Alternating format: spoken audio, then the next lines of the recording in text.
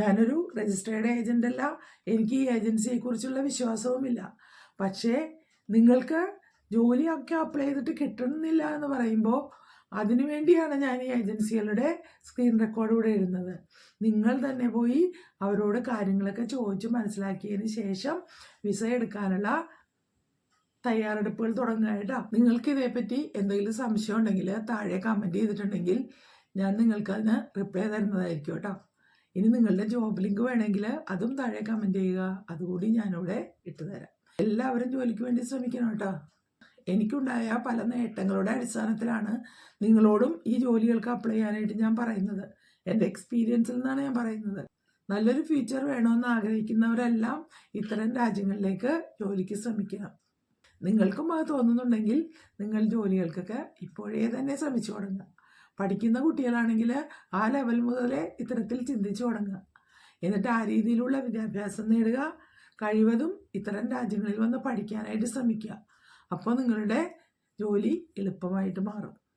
Hello, good morning. സുഖമല്ല എല്ലാവർക്കും? എൻ്റെ സൗണ്ടൊക്കെ വീണ്ടും പോയിട്ടാ. ഇവിടെ ഇപ്പോൾ വിൻ്ററാണ്. അപ്പോൾ വിൻ്ററിൻ്റെ ടൈമിൽ എല്ലാവർക്കും കോൾഡ് വരാറുണ്ട്. കോൾഡ് വന്നപ്പോൾ എൻ്റെ സൗണ്ട് പോയി. ചില ദിവസമാണ് സണ്ണി ആയിട്ട് കാണുന്നത്, എല്ലാ ദിവസവും മഴയാണ്. അപ്പോൾ അതുകൊണ്ട് പുറത്തിറങ്ങാനായിട്ട് യാതൊരു രക്ഷയില്ല. അപ്പോൾ ഇന്നത്തെ വീഡിയോയിൽ ഞാനിവിടെ കുറേ മലയാളി ഏജൻസികളെ പരിചയപ്പെടുത്താൻ പോവുകയാണ്. അപ്പോൾ അതിൻ്റെ ഒരു സ്ക്രീൻ റെക്കോർഡാണ് ഇനി കാണിക്കാൻ പോകുന്നത്. അപ്പം നിങ്ങളെല്ലാവരും ജോലിക്ക് അപ്ലൈ ചെയ്തിട്ട് കിട്ടുന്നില്ല എന്ന് പറയുന്നവർക്കായിട്ടാണ് ഞാൻ പറയുന്നത്. 2 or 3 ഏജൻസികളെ വിളിച്ച് ചോദിച്ചിട്ട് അവരോട് ഡീറ്റെയിൽസൊക്കെ ശരിക്കും മനസ്സിലാക്കിയതിന് ശേഷം മാത്രം അവർ വഴി അപ്ലൈ ചെയ്യുക. ശരിയായിട്ടുള്ളൊരു ഏജൻസി ആണെങ്കിൽ നിങ്ങളോട് കൂടുതൽ പണം ചോദിക്കില്ല. അപ്പോൾ അവർക്കൊരു ഫീസ് ഉണ്ടാവും. ആ ഫീസ് മാത്രമായിരിക്കും നിങ്ങൾ കൊടുക്കേണ്ടത്. അപ്പോൾ എല്ലാ ഏജൻസികളുമായിട്ടും വിളിച്ച് ചോദിച്ചിട്ട് നിങ്ങളുടെ ജോലിക്ക് നിങ്ങൾ അപ്ലൈ ചെയ്ത് തുടങ്ങുക. PR വിസ എടുക്കേണ്ടവർക്ക് PR വിസ എടുക്കാം. കഴിഞ്ഞ വീഡിയോയിൽ ഞാൻ 3 തരം വിസകളെ കുറിച്ച് പറഞ്ഞിരുന്നു. അപ്പോൾ അതിലേത് വിസയാണ് നിങ്ങൾക്ക് വേണ്ടതെന്ന് നിങ്ങൾ തീരുമാനിക്കുക. ഇപ്പോൾ നഴ്സുമാർക്ക് നല്ലൊരു അവസരമാണ് ഓസ്ട്രേലിയയിലുള്ളതെന്നാണ് എനിക്കറിയാൻ കഴിഞ്ഞത്. ഓസ്ട്രേലിയയിലും ന്യൂസിലൻഡിലും ട്രാവലിംഗ് നേഴ്സ് എന്ന് പറയുന്ന ഒരു ജോബുണ്ട്. ന്യൂസിലൻഡിൽ അവരെ നേഴ്സ് മാവൂഡ് എന്ന് പറയും. ഓസ്ട്രേലിയയിൽ അവരെ ട്രാവലിംഗ് നേഴ്സ് എന്നാണ് അറിയപ്പെടുന്നതെന്ന് തോന്നുന്നു. അതായത് ഒരു സ്ഥലത്ത് നിന്ന് മറ്റൊരു സ്ഥലത്തേക്ക് സഞ്ചരിച്ച് രോഗികളുടെ വീട്ടിൽ ചെന്ന് പരിചരിക്കുന്ന നഴ്സുമാരാണ് ഇവർ. അപ്പോൾ അവർക്ക് അവസരങ്ങൾ കൂടുതലാണെന്നാണ് അറിയാൻ കഴിഞ്ഞത്. അപ്പോൾ നേഴ്സസിൻ്റെ ജോലികൾക്ക് വിസ എടുക്കുന്നവർ PR വിസ എടുക്കാനായിട്ട് കൂടുതൽ നോക്കുക. കാരണം നിങ്ങൾക്ക് അവിടെ ചെന്നാൽ നിങ്ങളുടെ ജോലി കണ്ടുപിടിക്കാനും നിങ്ങൾക്ക് അവിടെ സെറ്റിൽ ചെയ്യാനുള്ള അവസരങ്ങൾ കൂടുതലാണ്. അല്ലാത്തവർ സ്പോൺസേഡായിട്ടുള്ള ജോബിൻ്റെ ലിങ്ക് ഞാനിവിടെ കൊടുക്കുന്നുണ്ട്. അതുവഴിയും ജോലിക്ക് അപ്ലൈ ചെയ്യുക കേട്ടോ. നിങ്ങളിപ്പോൾ ഇത്തരം രാജ്യങ്ങളിലൊക്കെ ജോലി കിട്ടാനായിട്ട് വലിയ വലിയ കോഴ്സുകളൊന്നും പഠിക്കേണ്ട ആവശ്യമില്ല. +2 കഴിഞ്ഞിട്ട് ഒരു ഡിപ്ലോമ കോഴ്സ് പാസ്സായി ആ ജോലിയിൽ നിങ്ങൾ എക്സ്പീരിയൻസ് നേടിയാലും നിങ്ങൾക്ക് ഇവിടെയൊക്കെ ജോലിക്ക് അപ്ലൈ ചെയ്യാം. അപ്പോൾ അതിന് BTech MTech ഒന്നും എടുക്കേണ്ട ആവശ്യമില്ല. PR വിസ എടുക്കുമ്പോൾ മാത്രമാണ് നിങ്ങൾക്ക് എഡ്യൂക്കേഷൻ്റെ ബേസിൽ നിങ്ങൾക്കിവിടെ പോയിൻറ്റ്സ് കിട്ടുന്നത്. അല്ലാതെ ജോലിക്ക് അപ്ലൈ ചെയ്യാനായിട്ട് ഇത്ര വലിയ ക്വാളിഫിക്കേഷൻ ഒന്നും ആവശ്യമില്ല കേട്ടോ. അപ്പോൾ +2 കഴിഞ്ഞിട്ടുള്ളവർ ഏതെങ്കിലും തരത്തിലുള്ള ഡിപ്ലോമ കോഴ്സുകൾ ചെയ്ത് ആ ജോലിയിൽ കൂടുതൽ എക്സ്പീരിയൻസ് നേടാനായിട്ട് നോക്കുക. ഇപ്പോൾ ഇവിടെ കൺസ്ട്രക്ഷൻ ഫീൽഡിൽ ഡിമാൻഡ് വളരെ കൂടുതലാണ്. ന്യൂസിലൻഡിലും അതെ, ഓസ്ട്രേലിയയിലും അതെ. അത് മാത്രമല്ല കാർപ്പൻറ്റേഴ്സിനെ ഒരുപാട് പേരെ ആവശ്യമുണ്ട്. ഒരു വീട് പണിക്ക് ഏതെല്ലാം ജോലികളുണ്ടോ അവർക്കെല്ലാം ഇവിടെ ഡിമാൻഡ് കൂടുതലാണ്. കാരണം ഇവിടെ ഒരുപാട് വീടുകളൊക്കെ വരുന്നുണ്ട്. അപ്പോൾ ആ വീടുകൾക്ക് ആവശ്യമായിട്ടുള്ള പെയിൻറ്റേഴ്സ്, അതുപോലെ തന്നെ കാർപ്പൻറ്റേഴ്സ്, അതുപോലുള്ള എല്ലാ ജോലിക്കാരും അവരെല്ലാവരെയും ഇവിടെ 2 രാജ്യങ്ങളിൽ ആവശ്യമുണ്ട്. അത്തരം ജോലികൾക്കൊക്കെ നിങ്ങൾക്ക് എക്സ്പീരിയൻസ് ഉണ്ടെങ്കിൽ നിങ്ങൾ അതിനുവേണ്ടി അപ്ലൈ ചെയ്യുക കേട്ടോ.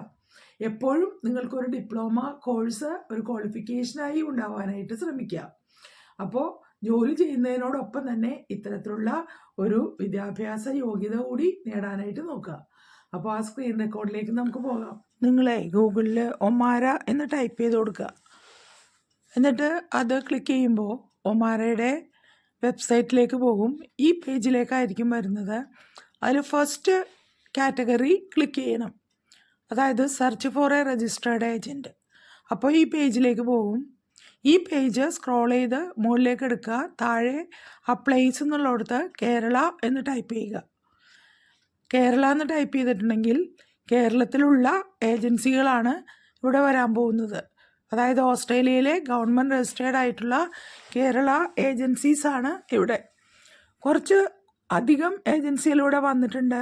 ഓരോ ഏജൻസികളുടെയും വിശദമായ വിവരങ്ങൾ ഈ പേജിൽ നിന്ന് തന്നെ നമുക്കിവിടെ കിട്ടും. അതായത് ഫസ്റ്റ് നെയിമിൽ നിങ്ങൾ കഴ്സർ കൊണ്ട് വയ്ക്കുമ്പോൾ അവിടെ നിന്ന് വ്യൂ ഡീറ്റെയിൽസ് എന്ന് കാണാം. ആ ഡീറ്റെയിൽസ് നോക്കിയിട്ട് നിങ്ങൾക്ക് അവരുടെ ഇമെയിൽ അഡ്രസ്സ്, അവരുടെ ഫോൺ നമ്പർ, അവരുടെ രജിസ്ട്രേഷൻ നമ്പർ ഇതെല്ലാം അറിയാം. അപ്പോൾ സാധാരണ നോക്കുമ്പോൾ ഇവരുടെ രജിസ്ട്രേഷൻ ഡേറ്റ് 24-ലായിരിക്കും മിക്കവാറും. കുറച്ചുകൂടി നീണ്ടു നിൽക്കുന്ന ഏജൻസികളെ തിരഞ്ഞെടുക്കുക. അവരുടെ രജിസ്ട്രേഷന് കുറച്ചുകൂടി കാലം കിട്ടാൻ വേണ്ടിയിട്ടാണ് അത്. അപ്പോൾ ഇതിൽ ഒരുപാട് ഏജൻസികളുണ്ട്. നമ്മൾ കേട്ടതും കേൾക്കാത്തതുമായിട്ടുള്ള പല ഏജൻസികളും നമുക്കിവിടെ കാണാം. നിങ്ങൾക്കിനി കൊച്ചിയിലെ ഏജൻസിയാണ് വേണ്ടതെങ്കിൽ അവിടെ കേരള എന്ന് മാറ്റിയിട്ട് കൊച്ചി എന്ന് ടൈപ്പ് ചെയ്താൽ കൊച്ചിയിലെ ഏജൻസികൾ മാത്രമായിട്ടും കാണാൻ സാധിക്കും. ട്രിവാൻഡ്രം എന്ന് ടൈപ്പ് ചെയ്തിട്ടുണ്ടെങ്കിൽ ട്രിവാൻഡ്രത്തുള്ള ഏജൻസികൾ മാത്രം കാണാം. ഓരോ ഏജൻസികളുടെയും ഡീറ്റെയിൽസ് ആ ഫസ്റ്റ് നെയിമിൽ ക്ലിക്ക് ചെയ്താൽ നിങ്ങൾക്ക് കിട്ടും. ഇത് ഫസ്റ്റ് നമ്മളവിടെ കണ്ട ഏജൻസിയാണ്. EV എന്നാണ് അതിൻ്റെ പേര്. അപ്പോൾ അതിലുള്ള എല്ലാ ഡീറ്റെയിൽസും ഇതിൽ കണ്ടു കഴിഞ്ഞു. അപ്പോൾ ഈ ഏജൻസിക്ക് ഒരു സ്ഥാപനമായിട്ട് ഒന്നുമില്ല, രജിസ്ട്രേർഡ് ആയിട്ടുള്ള ഏജൻ്റാണെന്ന് മാത്രമേ ഉള്ളൂ. ഇനി നമുക്ക് കേരളത്തിലെ കുറേ ഏജൻസികൾ വന്നിട്ടുണ്ട്. രണ്ടാമത്തെ ഏജൻസിയുടെ ഡീറ്റെയിൽസ് നോക്കാം. Registration and migration agent details എന്ന് പറഞ്ഞിട്ട് അതിൽ എല്ലാ കാര്യങ്ങളും ഇവിടെ കൊടുത്തിട്ടുണ്ട്. ഫോട്ടോ സഹിതമാണ്, ഇമെയിലുണ്ട്, അവരുടെ ഫോൺ നമ്പറുണ്ട്, അവരേതെല്ലാം സ്ഥലത്താണ് ഇതിവിടെ രജിസ്റ്റർ ചെയ്തിരിക്കുന്നതുകൊണ്ട്.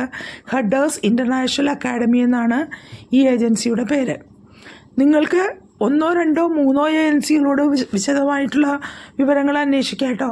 എന്നിട്ട് വേണം നിങ്ങൾ അതിനെക്കുറിച്ചുള്ള ബാക്കി പ്രൊസീഡിങ്സ് ഇവിടെ ചെയ്യാൻ. മൂന്നാമത്തെ ഏജൻസി പോഡുത്താസ് എന്നാണ്. അതിൽ ആ ഗ്ലാഡ്വിൻ പോഡുത്താസ് എന്നുള്ള പേരിൽ ക്ലിക്ക് ചെയ്യുമ്പോൾ തന്നെ ഡീറ്റെയിൽസ് എല്ലാം വന്നു കഴിഞ്ഞു. അതിൽ പോഡുത്താസ് ഗ്ലാഡ്വിൻ എന്ന് പറയുന്ന ഒരു ഏജൻ്റാണ് രജിസ്ട്രേർഡ് ആയിട്ടുള്ളത്. ആ പുള്ളിയുടെ ഏജൻസിയിൽ നിങ്ങൾക്ക് കാര്യങ്ങളൊക്കെ വിളിച്ച് ചോദിക്കാം. എല്ലാവരോടും വിളിച്ച് ചോദിക്കാം കേട്ടോ. അപ്പോൾ അവരുടെ രജിസ്ട്രേഷൻ നമ്പറും അവർ രജിസ്റ്റർ ചെയ്ത കാലഘട്ടവും പിന്നെ അവരുടെ രജിസ്ട്രേഷൻ്റെ എല്ലാ ഡീറ്റെയിൽസും നിങ്ങൾക്ക് ഇതിൽ കാണാം.